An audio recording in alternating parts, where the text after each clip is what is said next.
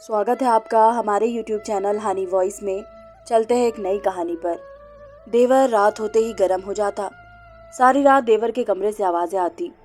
सुबह उसकी बीवी से पूछती तो कहती, भाभी तेरे देवर को ठंडा करना मेरे बस की बात नहीं। एक रात मैंने देवरानी के कपड़े पहने और उसके कमरे में चली गई। मेरे होश उड़ गए।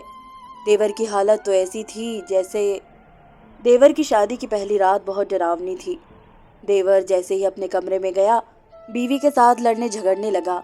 उनकी आवाज़ें मेरे कमरे तक आ रही थी। शादी की पहली रात कौन से पति पत्नी लड़ते हैं। मुझे अपनी शादी याद आ गई, जब हम दोनों पति पत्नी रात गए तक एक दूसरे के साथ प्यार मोहब्बत की बातें करते रहे। मगर देवर और उसकी बीवी का मामला उल्टा निकला था। देवर शादी की पहली रात अपनी बीवी से लड़ रहा था और मैं अपने कमरे में बैठी सोच रही थी कि क्या करूं। मेरा पति विदेश में जॉब करता था। छुट्टी ना मिलने की वजह से वो देवर की शादी में भी नहीं आ पाया था। ऐसे हालात में अगर वो होता तो अपने भाई से बात कर लेता, वो अपनी बीवी से क्यों लड़ रहा था। ये बात देवर से ज़रूर पूछ लेता। मैं तो उनकी भाभी थी, इसलिए चुपचाप उनका झगड़ा खत्म होने का इंतज़ार करने लगी। मगर झगड़ा कम होने के बजाय और ज़्यादा बढ़ने लगा। मैं डर के मारे कमरे से बाहर तो नहीं निकली, मगर अपने कमरे की खिड़की से देख रही थी। अचानक देवर के कमरे का दरवाज़ा खुला। मैंने देखा कि देवर अपनी बीवी को खींचकर बाहर लाने की कोशिश कर रहा था, मगर उसकी बीवी बाहर नहीं आना चाहती थी। इसलिए वो मिन्नतें कर रही थी, मुझे उनसे नहीं मिलना, मुझे छोड़ दो, मुझे वहाँ नहीं जाना प्लीज़। देवर की बीवी की कुछ अधूरी बातें मुझे सुनाई दी तो मैं चौंक गई। क्या माजरा है। मैं बाहर निकलने ही लगी थी कि देवर अपनी बीवी को ऐसे बेदर्दी के साथ घसीट कर बाहर लाया और उसे एक खाली कमरे में बंद करके दरवाज़ा बाहर से लॉक कर दिया।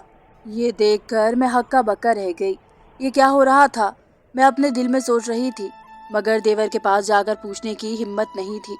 मेरा देवर बहुत गुस्से वाला था, इसलिए मैं उससे कम ही बात करती थी। अब भी मैं सोच रही थी कि देवर के पास जाकर पूछूं, उसने अपनी बीवी को इस खाली कमरे में कैद क्यों कर दिया था। मगर देवर ने अपने कमरे में जाते ही दरवाज़ा बंद कर दिया। मैं अपने बिस्तर पर सोने की कोशिश करने लगी और फिर मुझे गहरी नींद आ गई। सुबह मेरी आँख खुली तो मैं किचन में आ गई। नाश्ता बनाया ही था कि देवर और उसकी बीवी किचन में आ गए। मैं घबरा ही गई थी। अरे तुम दोनों किचन में क्यों आ गए? मैं तुम्हारा नाश्ता कमरे में लाने वाली थी। मेरी शर्मिंदगी देखकर देवर कहने लगा, भाभी इसकी ज़रूरत नहीं है, ये हमारा अपना घर है। देवर की बात पर मैंने एक नज़र उसकी बीवी पर डाली। वो बहुत खूबसूरत और कम उम्र थी, शायद 20 या 22 साल की होगी, मगर उसकी बड़ी बड़ी खूबसूरत आंखें इस वक्त बहुत सूजी हुई थी, जैसे वो रात भर जागती रही हो। जानती तो मैं भी थी कि रात भर क्या होता रहा है, मगर वजह मुझे भी मालूम ना थी। देवर बड़े आराम से नाश्ता कर रहा था, मगर इसकी बीवी अभी तक सर झुकाए बैठी थी। मुझे रात वाली बात याद आ गई, जब मेरे देवर ने उसे खींचकर खाली कमरे में बंद कर दिया था। पता नहीं बेचारी कब तक बंद रही थी। मुझे उस पर तरस आने लगा। मैंने उससे पूछा, तुम नाश्ता नहीं कर रही, क्या हुआ, कोई परेशानी है क्या? मेरा प्यार भरा अंदाज सुनकर उसकी आंखें भीगने लगी। उसने कहा, दरअसल भाभी। वो इससे आगे कुछ कहने ही वाली थी, मगर मेरे देवर ने उसके हाथ पर हाथ रख दिया और मुझसे कहा, कुछ नहीं भाभी, रात को इसे बुखार हो गया था, मैंने मेडिसिन दे दी थी, आराम करेगी तो ठीक हो जाएगी। मेरे देवर ने बात को टाल दिया था। मुझे एहसास हुआ कि वो मुझसे कोई बात छुपा रहा था। नाश्ते के बाद मेरा देवर उठ खड़ा हुआ और अपनी बीवी से कहा, तुम फौरन अपने कमरे में जाओ और आराम करो। देवर ने बीवी को हुक्म दिया था। मैं चौंक कर रह गई। मेरा देवर अपनी बीवी के साथ ऐसा सलूक क्यों कर रहा था? कोई अपनी नई नवेली दुल्हन के साथ ऐसा सलूक करता है भला? मैंने उसकी बीवी की तरफ देखा तो मुझे उससे हमदर्दी होने लगी, क्योंकि पति की बात सुनकर वो बेचारी डर सी गई थी। मगर वो अपने पति से शायद डरती थी, तभी तो उसकी बात सुनकर वो फौरन अपने कमरे में चली गई थी। देवर सुकून से होकर घर से बाहर निकल गया, जबकि मैं सोचने लगी कि आखिर उन दोनों के बीच क्या चल रहा था। मैंने काम खत्म करने के बाद अपने पति को कॉल की और उसे गुजरी रात वाली सारी बात बता दी। मेरी बात के जवाब में पति कहने लगा, मेरा भाई शुरू से ही ऐसा है, उसे अपनी बात मनवाने की आदत है। उन दोनों पति पत्नी के बीच जो भी चल रहा है तुम इसमें दखल मत देना, वो खुद ही अपने मसले हल कर लेंगे। पति की बात पर मैंने भी सोचा कि मेरा पति ठीक कह रहा था। देवर कोई बच्चा नहीं था जो अपनी बीवी के साथ ऐसा सलूक कर रहा था। पति से बातचीत करने के बाद मैं किचन में आई और खाना बनाने लगी। मगर तब भी मेरे देवर की बीवी अपने कमरे से बाहर नहीं निकली। मैं चाहती थी कि हम दोनों साथ में खाना खाएं, मगर वो अपने कमरे से नहीं निकली तो मजबूरन मैं उसके कमरे में आ गई। दरवाज़ा खुला हुआ था। वो अपने बेड पर लेटी हुई थी। मैंने उसे कंधे से हिलाया तो वो डर गई। मैं शर्मिंदा हो गई। मुझे माफ़ कर दो, मुझे गेट खटखटाकर अंदर आना चाहिए था। मैं तुम्हें ये कहने आई थी कि तुम खाना खा लो। मेरी बात सुनकर वो बाहर आ गई और मेरे साथ बैठकर खाना खाने लगी। तभी इसका दुपट्टा नीचे हुआ तो मैंने देखा कि इसकी गर्दन पर लाल निशान थे। अरे, ये तुम्हारी गर्दन पर क्या हुआ है?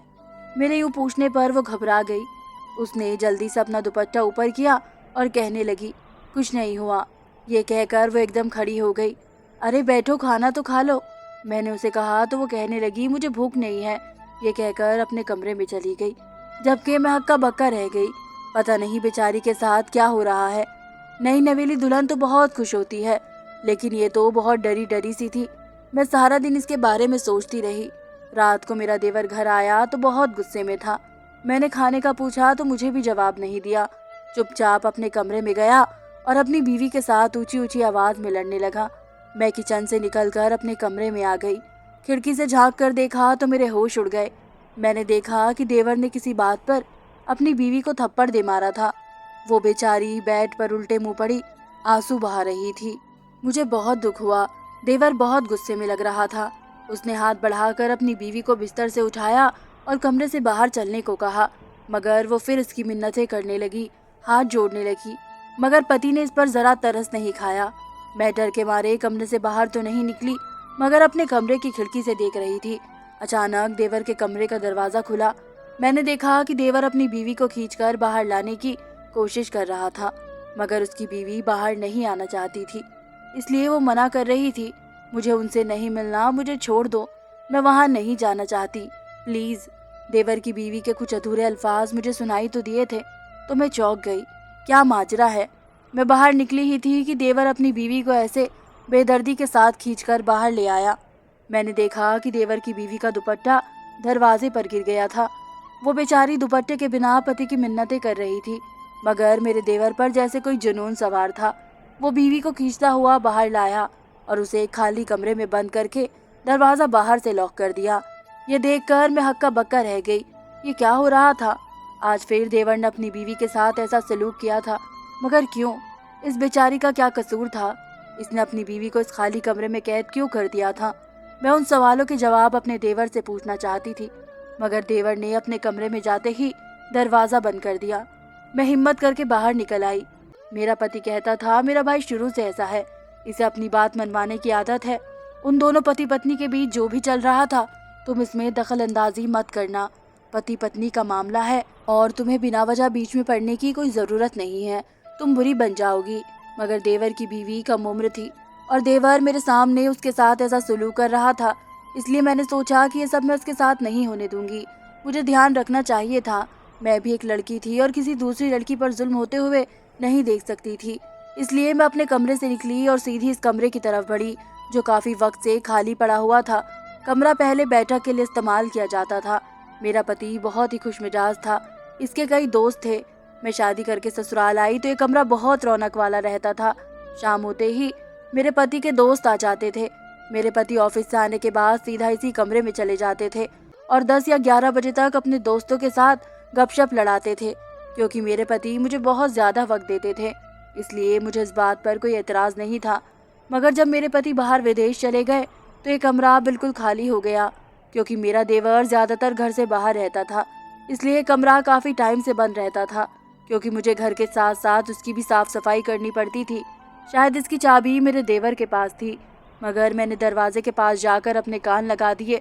मुझे अंदर से 2 आदमियों की आवाज़ सुनाई दी तो मेरे होश उड़ गए। ये मेरे देवर ने क्या किया? अपनी बीवी को इस कमरे में उन लोगों के बीच क्यों छोड़ दिया? मैं यही सोच रही थी कि अचानक अंदर से मुझे अपने देवर की बीवी की चीखें सुनाई दी और फिर वो चीखें जा रही थी।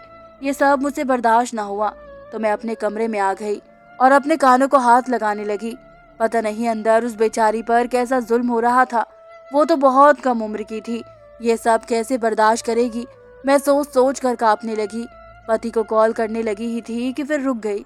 जाहिर है वो अपने भाई की साइड लेगा इसलिए मैंने उसे कॉल नहीं की और फैसला किया कि कल खुद ही देवर की बीवी से बात करूंगी। ये सोचकर मैं सुकून से हो गई। काफ़ी देर तक मुझे नींद नहीं आई, मगर सुबह के वक्त जाकर मेरी आंख लग गई। मगर फौरन ही मुझे किसी ने ज़बरदस्ती जगा दिया। मैंने आंखें खोलकर देखा तो वो मेरा देवर था। मैं घबरा गई। वो आज तक मेरे कमरे में मुझे जगाने नहीं आया था। क्या हुआ?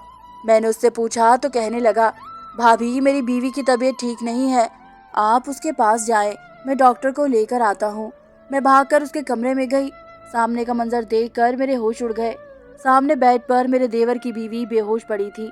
न दुपट्टे का होश था और न कपड़ों का। मैं जल्दी से अंदर गई और उस पर जल्दी से कंबल डाल दिया। वो सिसकियाँ लेने लगी। मुझे उन लोगों के साथ नहीं रहना, मैं वहाँ कमरे में नहीं जाना चाहती, प्लीज़ मेरी मदद करो। वो बेहोशी में ऐसा कह रही थी। मैंने उसका चेहरा हिलाया और कहा, वहाँ इस कमरे में तुम्हारे साथ क्या होता है? मगर वो बेहोश थी। मेरी बात शायद उसे सुनाई नहीं दे रही थी, इसलिए तो वो अपनी ही बात किए जा रही थी। मैंने इसके माथे को छुआ तो घबरा गई, क्योंकि उसे बहुत तेज़ बुखार था। इस बेचारी लड़की के साथ कैसा जुल्म हो रहा था। मैंने इसकी गर्दन से कंबल हटाया तो मेरे होश उड़ गए, क्योंकि वहाँ एक गहरा कट लगा हुआ था। वहशी, पागल, दरिंदा। मैंने अपने देवर को एकदम बुरा भला कहना शुरू कर दिया। ये सब इसका कसूर था। मुझे उस पर बहुत गुस्सा आ रहा था। ऐसे आदमी शादी करके खुद को बीवी का मालिक समझ बैठते हैं। मैंने इरादा कर लिया कि देवर आएगा तो उसे खूब खरी खोटी सुनाऊंगी, जानवर कहीं का। उसी वक्त मेरा देवर डॉक्टर को लेकर आ गया। डॉक्टर ने देवर की बीवी का चेकअप किया और कुछ दवाइयाँ लिख दी। मैं वहीं खड़ी थी, इसलिए मैंने डॉक्टर से पूछा, डॉक्टर साहब इसे क्या हुआ है? डॉक्टर कहने लगे, लड़की किसी चीज़ की टेंशन ले रही है। मैंने आराम और सुकून की दवाई लिख दी है, ये उन्हें दीजिए, उम्मीद है ये कुछ सही हो जाएगी। डॉक्टर ये कहकर चले गए, जबकि मैं अपने देवर पर बरस पड़ी। ये तुम्हारी बीवी है, कोई नौकरानी नहीं, जिस पर तुम इतना जुल्म कर रहे हो। देवर को मेरी बात पर गुस्सा आ गया। वो कहने लगा, भाभी आप इस मामले में ज़्यादा टांग मत अड़ाएं, ये हम दोनों पति पत्नी का मामला है। देवर की बात पर मेरा पारा हाई हो गया। हाँ हाँ, ये तुम्हारी बीवी है, मार डालो इसे, लेकिन प्लीज़ किश्तों में मारने की बजाय एक ही बार मार दो, ताकि रोज़ रोज़ की तकलीफ से इसकी जान छूट जाए। मेरी आवाज़ ऊंची हो गई थी। तभी तो देवर की बीवी जाग गई और हमें लड़ता देखकर कहने लगी, प्लीज़ भाभी आप अपने देवर को कुछ ना कहे, उनका कोई कसूर नहीं है, ये सारा मेरा कसूर है, मेरी गलती है। ये कहकर वो रोने लगी, जबकि मुझे उसके ऐसे इमोशनल होने पर गुस्सा आ गया। तुम जैसी बीवियां ही अपने पतियों को सर पर चढ़ा लेती हैं, लेकिन मैं तुम्हें बता रही हूँ कि तुम एक दिन पछताओगी। पति की हर बात मत माना करो। मैं ये कहकर रुकी नहीं, फौरन अपने कमरे में आ गई। मेरा देवर बहुत बदतमीज़ हो गया था, ऐसी दिलेरी से मेरी बेइज्जती कर दी। मुझे गुस्सा आने लगा। दिल तो किया था कि थप्पड़ खींच कर मार दूं, मगर औरत हूँ, सोचा कहीं अगर उसने हाथ उठा दिया तो मेरी क्या इज्जत रह जाएगी। फिर दिल किया कि पति को कॉल करके सारी बातें बता दूं, मगर फिर मैंने सोचा कि वो बेचारा विदेश में बैठा हुआ था, इसे क्या परेशान करना, इसलिए गुस्सा थूक दिया। इस दिन के बाद मेरे देवर ने अपनी बीवी को कमरे से नहीं निकाला। ये देखकर मैं बेफिक्र हो गई। जो भी मामला था शायद सुलझ गया था, क्योंकि देवर की बीवी अब कुछ सुकून से नजर आ रही थी। मैंने भी चैन का सांस लिया था। चलो इस बात से जान छूटी, देवर को अकल आ चुकी थी। मगर ये मेरी गलतफहमी थी, क्योंकि 2 दिन बाद फिर से वही होने लगा। रात होते ही देवर अपनी बीवी से लड़ने लगता। मैं अपने कमरे से निकल आई। मैं जानना चाहती थी कि आखिर ये दोनों किस बात पर लड़ रहे थे। दरवाज़ा बंद था, मगर मुझे मेरे देवर की आवाज़ सुनाई दे रही थी, क्योंकि वो बहुत ऊंची आवाज़ में बोल रहा था। देवर कह रहा था, ये सब तुम्हारी गलती की वजह से हुआ है। मैंने तुम्हें कई बार कहा था कि जोश के बजाय होश से काम लो, मगर तुम तो पागल हो चुकी थी, अब भुगतो। देवर की बात तो मुझे समझ नहीं आई, मगर इसकी बात पर जिस तरह इसकी बीवी रोने लगी थी, उसने मुझे शक में डाल दिया था। पता नहीं इस लड़की से क्या गलती हुई थी, जो मेरा देवर बात बात पर उसे ताने मारता था। प्लीज़ आप मुझे माफ़ कर दें और मुझे उनके पास मत भेजा करें। कुछ देर बाद मुझे देवर की बीवी की आवाज़ सुनाई थी। वो बेचारी रो रही थी, पति की मिन्नतें कर रही थी, मगर इसका पति पत्थर दिल हो चुका था। तभी तो उसने अपनी बीवी पर ज़रा सा भी तरस नहीं खाया था। वो कहने लगा, मैं तुमसे शादी करके फंस गया हूँ, कुछ भी मेरे बस में नहीं है, मैं कुछ नहीं कर सकता, इसलिए तुम रोना धोना बंद करो, जाओ उस कमरे में, वो दोनों तुम्हारा इंतज़ार कर रहे हैं, और प्लीज़ आज वो तुमसे जो भी सलूक करे तुम चुप रहना। देवर की बात पर मैं हैरान रह गई। मैं सोच भी नहीं सकती थी कि मेरा देवर इतना भी गिर सकता था।